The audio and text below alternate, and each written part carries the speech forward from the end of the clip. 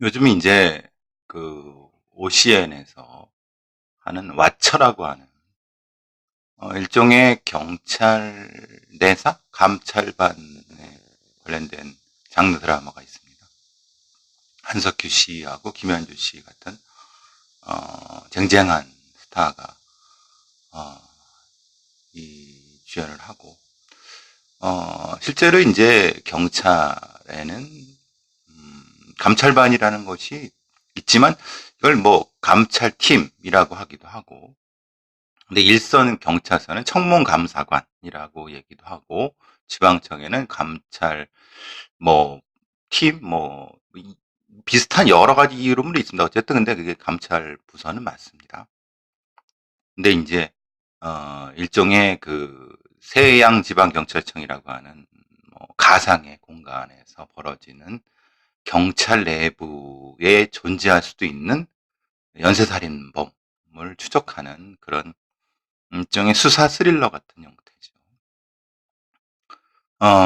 사실 뭐 그런 이야기들은 뭐 흔한 거 아니겠습니까? 요즘 뭐 장르 드라마가 OCN이라든가 TVN 같은 데서는 넷플릭스와 함께 거의 두 달에 한 번씩 그 장르 드라마를 계속해서 일종의 그 컨텐츠 선점 전략이죠.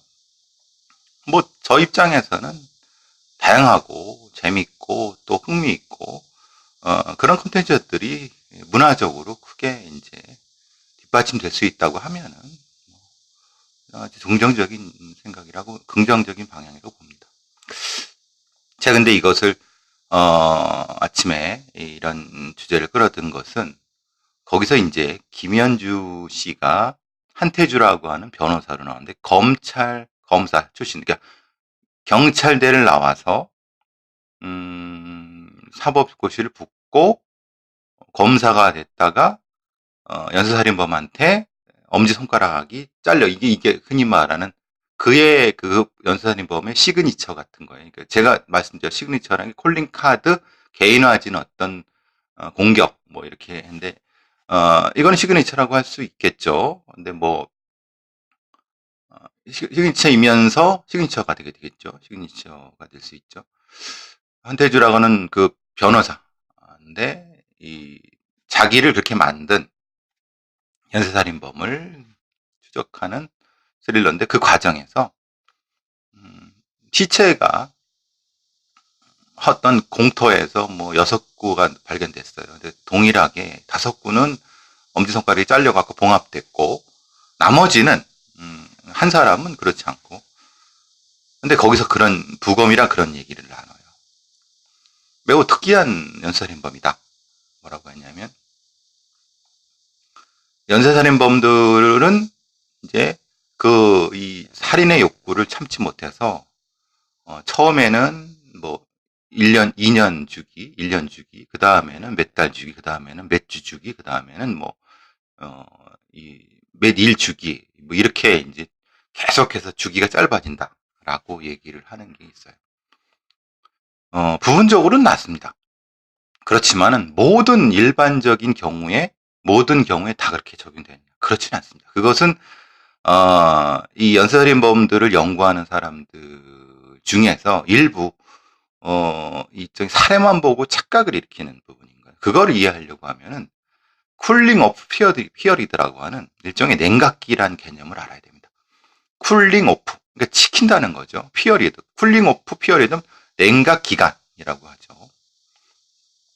그게 뭐 어떤 사람은 침체기라고 하기도 하고, 어쨌든 준비기라고 하는데, 연쇄살인의 7단계를 얘기할 때는 그런 침체기 이런 얘기를 하는 경우도 있습니다. 그런데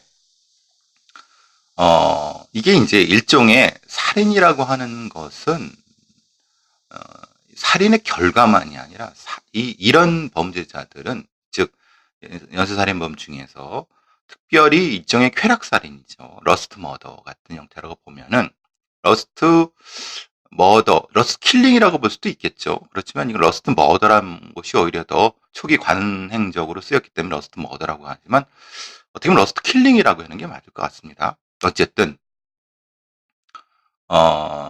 사람이 사람을 공격해서 그 사람 자기가 그 행위를 하고 그 행위에 의해서 고통받고 죽어가는 모습을 보는, 그러니까 그 과정에서의 러스트, 만족감을 느끼는 형태입니다. 그렇기 때문에 결과적으로 그 사람이 죽었거나 아니면은 실제로는 그 과정에서 다른 형태의 어떤 다른 형태의 몸의 신체에 불구가 되거나 아니면 다른 형태의 죽지 않아도 그와 비슷한 형태의 고통을 받는다고 하면은 이 범죄자는 굳이 죽일 필요가 없겠죠. 물론 여기에도 전제가 있습니다. 말하자면 죽여서 그것을 그 시체를 처리하고 처리하는 것에 더 큰 만족감을 느끼, 러스트를 느낀다라고 하면은 이것은 죽는 과정상의 문제가 아니라 어, 그러니까 시체를 처리하는 일종의 시체 강간 아니면 시체를 처리하는 것에서의 후각적인 감각적인 만족을 더 높은 경우입니다. 그러니까 실제로는 우리가 이렇게 생각하는 거죠. 사람을 죽이는 과정에서의 만족감이 더 높은지 아니면 그것이 주가 되고 나머지 다른 것은 부가 되는 건지 아니면은 죽인 다음에 시체를 가지고 어떻게 예를 들면 고유정 같은 경우가 시체를 가지고 어떻게 한다라고 하면 그 뒤쪽에 방점이 찍히는 거죠. 그러니까 거기에 어라우절 포인트가 있다고 보는 겁니다.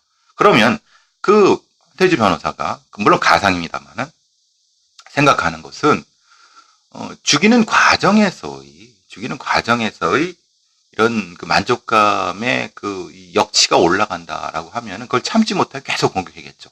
그런데 그게 아니라 다른 방향.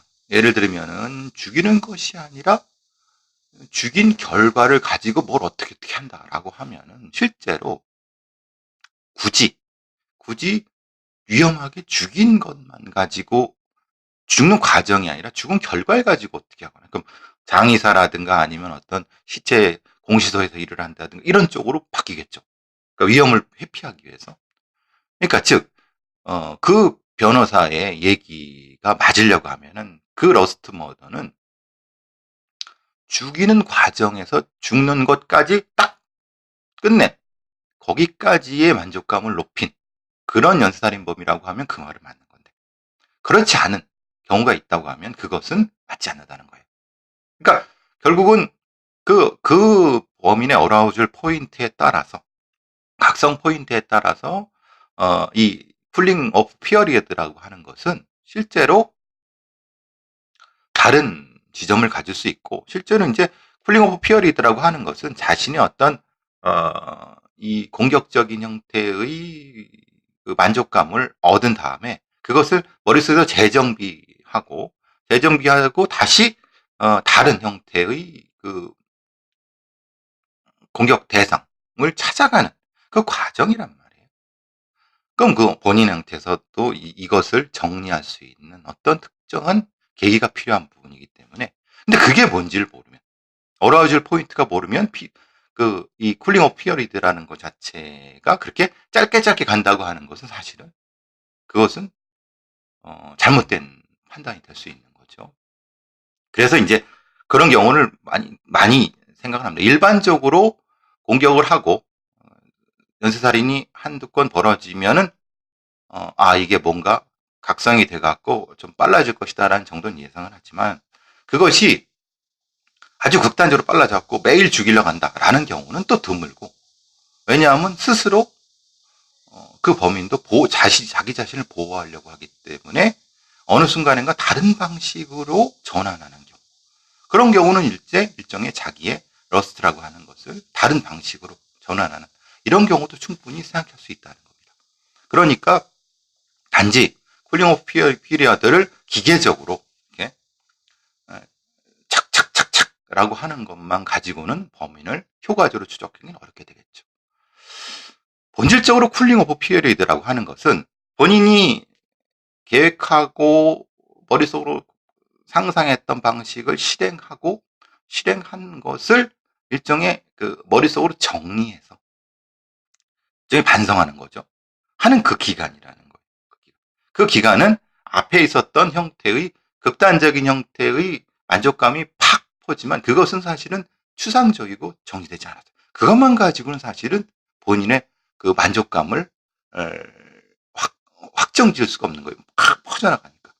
그러면은 그 퍼져나간 것을 어느 틀에 맞춰 딱 잡아줘야지. 그래야지 일종의 감정적 만족이라는 것이 정의가 될 수 있는 거잖아요. 이것만 커졌다고 하면 이것은 뭡니까? 확정적이지 않기 때문에 이 사람은 연쇄살인이 될 수가 없죠. 왜냐하면 그걸로 스스로 무너져 내리기 때문에. 그러니까 만족이 커졌다가 그것을 구체적인 걸로 딱 잡아주는 그 기간. 그래서 쿨링 오프 피어리드는 연쇄살인범에서 있어서 필수 불가한 요소라고 하는 거게 되는 거죠. 그 어라우절 포인트랑 이 변형, 그리고 그 변형의 이유가 무엇인가? 그것이 감각적인가? 아니면은 다른 어떤 이유의 목적이 있는가? 그 목적은 이 MO와 연결되는가? 아니면 시그니처 연결되는가? 이런 것들을 구체적으로 찾는 것.